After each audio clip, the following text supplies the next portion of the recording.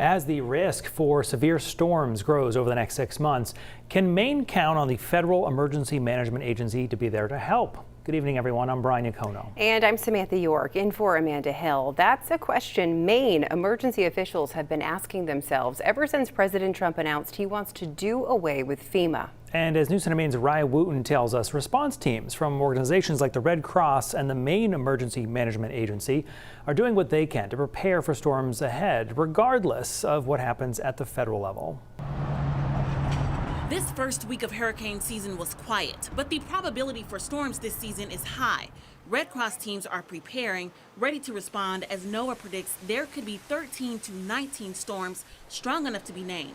6 to 10 of those could be full-on hurricanes. It's not so much about the number of storms, it's about where those storms end up. Aside from some close calls, it's rare for hurricanes to directly hit Maine. But as National Weather Service meteorologist Donnie Dumont warns, northern New England is not immune.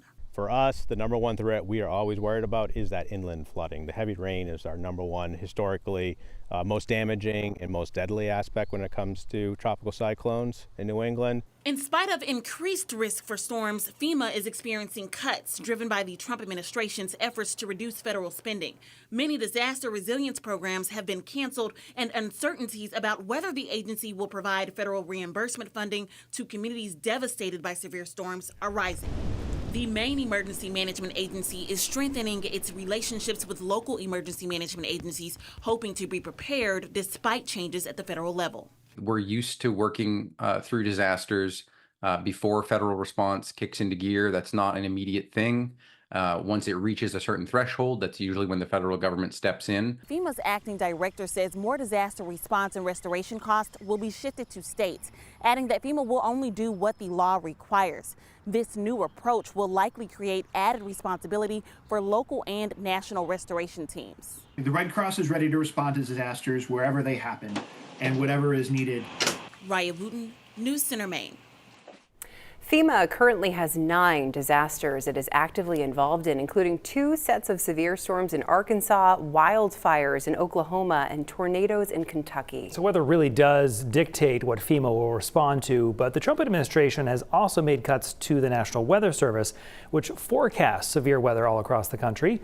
Keith Carson joins us now to talk a little bit more about the cuts and certainly the uncertainty of what this all could mean and why it would be difficult to determine what the fallout would be here, right? Yeah, I mean, it's still early, and let's start with kind of an organizational chart here, right? So under NOAA, you've got all kinds of different organizations. National Hurricane Center, which forecasts hurricanes. You have the Storm Prediction Center in Oklahoma, which does severe weather. The National Weather Service is a bunch of offices throughout the country that are designed to do local forecasting. So here in Maine, we're served by 2 National Weather Service offices.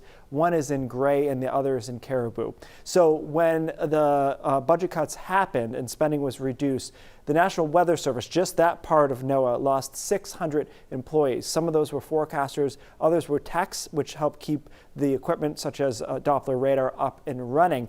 Recently, they have been told they can rehire 125 of those employees, so they're still going to be at a net loss. Now, what's the result of that? It's a little bit hard to quantify right now because it's going to take a couple of months to figure out what the forecast accuracy is, but we know at the surface level we're having staffing issues, right? These are 24/7 organizations, and so someone has to be there all the time, multiple people. So right now what they're doing is actually sending some people from one office to another office across the country to kind of fill those gaps.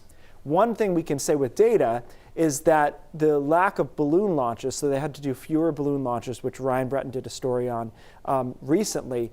That means we have less data going into our computer models, and that's a function of just being understaffed and not having the people to physically go out there and launch these balloons twice a day. We've already started to see with the GFS American model that there has been a reduction in skill score, so verification scores based on how good the model is at forecasting. That we can put data on. Right now we can't put data on what the staffing has done for forecasting. And that may actually be a hard thing to quantify because a missed tornado warning is obviously potentially catastrophic. Will it be possible to tie that directly back to staffing? I'm not sure. Can you make that correlation? Yeah. Okay, lots to watch there. That's where we are, yes. And so think about that story when we show this picture, because that radar we use the same equipment. Right. Okay, so You rely on we this. don't have our own radar. So what you're seeing here is Gray and Caribou's National Weather Service radar that's showing a whole hunk of showers and thunderstorms moving in here. And it's really filled in over the last couple of hours. It was originally kind of individual showers and storms, and now it's all into one big area. And basically, you're going to have no chance of missing these showers and storms as they progress off to the north and east. And you can see a couple of rogue lightning strikes out ahead of it as well. There are already showers and storms into the mountains. The rest of us are waiting for that activity to drift off to the north and east, as it will through the rest of this evening.